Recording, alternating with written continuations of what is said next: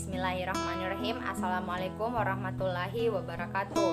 Perkenalkan, nama saya Wahyunita, Prodi Teknologi Pendidikan 1 semester 2 di Fakultas STKIP Muhammadiyah Bone. Dosen pembimbing Ibu Andi Hajar, SPDI, MPDI. Baik, di sini saya akan menjelaskan sedikit tentang pendidikan dan kaidah-kaidah sosial,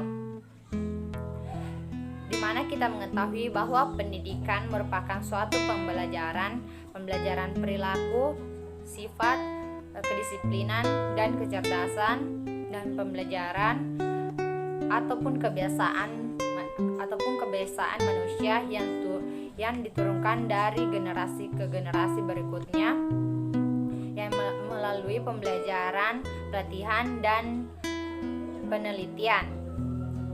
Adapun pengertian kaidah-kaidah sosial. Kaidah sosial adalah berbagai unsur-unsur baik ataupun benar dari segala atas adapun unsur yang salah ataupun buruk itu tergantung dari mentalitas seseorang. Mentalitas seseorang artinya bagaimana orang itu mampu menangkap atau menyaring unsur-unsur yang didapat dari luar atau dalam menerima dalam proses sosialisasi. Adapun pengertian kaidah sosial menurut para ahli, yang pertama, menurut Purbandi Purbacaraka. Menurut Purbandi Purbacaraka, kaidah sosial adalah pedoman hidup dalam masyarakat yang memiliki fungsi untuk mengatur penyimpangan sosial. Masyarakat yang tidak dalam mematuhi aturan akan dikenakan sanksi yang berupa sanksi tertulis ataupun sanksi sosial. Menurut ahli yang kedua, yaitu menurut Surjono Sukanto.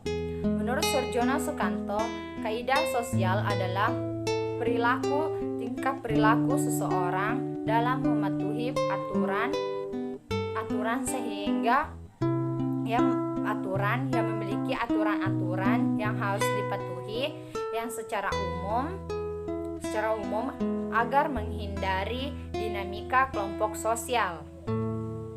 Adapun jenis-jenis kaidah-kaidah sosial, yang pertama, kaidah asusila, kaidah agama, kaidah hukum, dan kaidah kesopanan.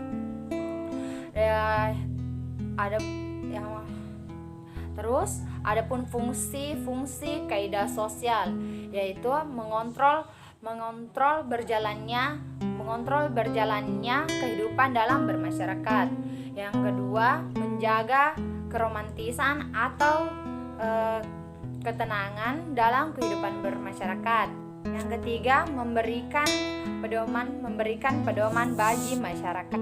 Baik, materi yang kedua yaitu kelompok sosial. Kelompok sosial adalah sekumpulan manusia yang saling berinteraksi, yang memiliki kesadaran akan hidup bersama dan saling berinteraksi sesama kelompok.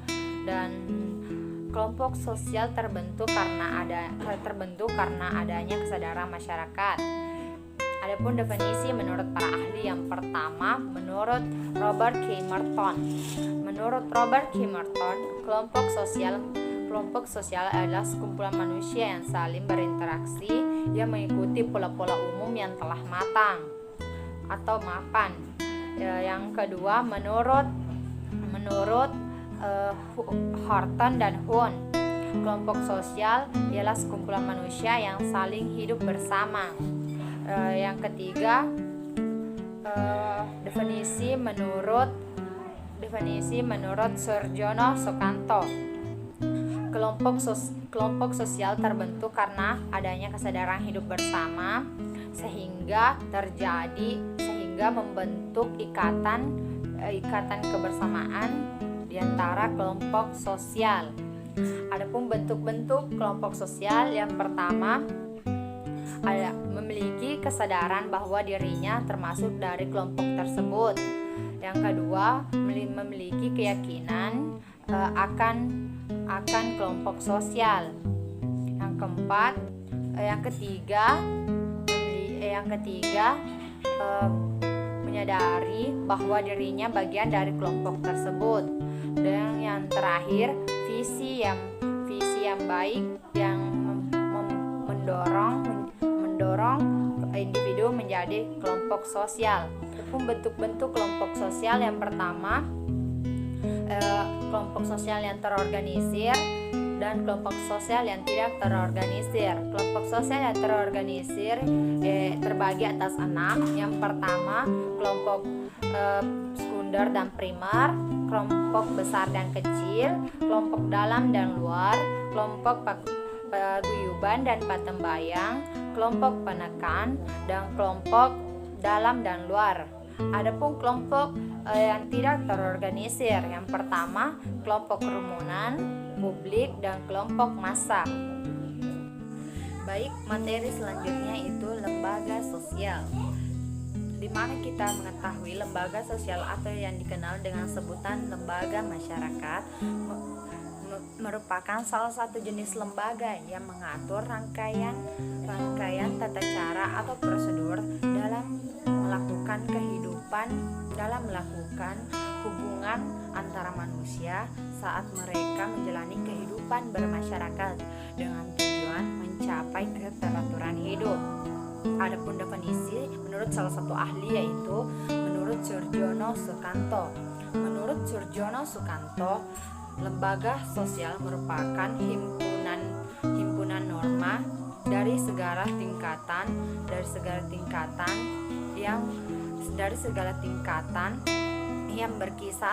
yang berkisar pada suatu tujuan pokok dalam kehidupan bermasyarakat.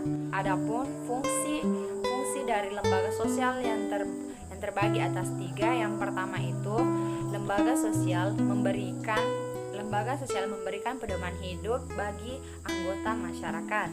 Yang kedua, lembaga sosial menjaga keutuhan dari masyarakat. Yang ketiga, lembaga sosial memberikan arahan kepada anggota masyarakat dalam menjalankan sistem pengendalian sosial. Adapun jenis-jenis lembaga sosial, yang pertama itu lembaga keluarga, lembaga agama, lembaga pendidikan, lembaga politik, lembaga kebudayaan, lembaga ekonomi, dan lembaga hukum. Materi yang keempat atau materi yang terakhir yaitu tentang kepribadian guru. Kepribadian guru adalah pribadi yang berkarakter. Adapun hal-hal yang harus dimiliki oleh seorang guru dari kompetensi kemampuan menjadi seorang guru, yaitu seorang guru harus berakhlak mulia, jujur, pandai, logis, bijaksana, dan seorang guru harus mampu mengembangkan kompetensi dirinya, pandai mengambil hati seorang siswa atau murid-muridnya, dan seorang guru harus religius, dewasa, dan tingkat pemahamannya lebih tinggi agar mampu memberikan suatu pengajaran kepada siswanya dengan baik. Dan seorang guru harus memiliki pribadi yang taat, sabar, dan kuat. Adapun kepribadian yang harus dimiliki oleh seorang guru, yang pertama itu bertindak sesuai dengan norma agama, hukum, sosial, budaya nasional Indonesia. Yang kedua, menampilkan pribadi yang baik, berakhlak mulia, dan menjadi teladan bagi seorang siswa-siswinya, peserta didiknya, dan di kalangan masyarakat. Yang ketiga, menampilkan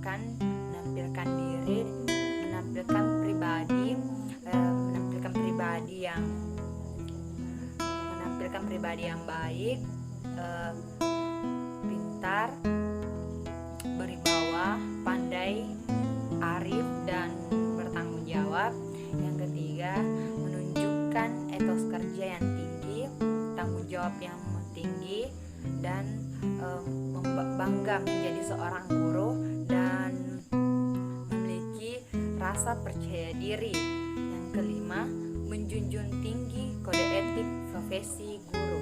Itulah penjelasan singkat dari saya tentang kaidah-kaidah kaidah sosial, kelompok-kelompok sosial, lembaga-lembaga sosial, dan kepribadian guru. Jika ada kata-kata yang salah, mohon dimaafkan karena kita tidak luput dari kesalahan. Baik, saya atas nama Wahyunita. Wassalamualaikum warahmatullahi wabarakatuh.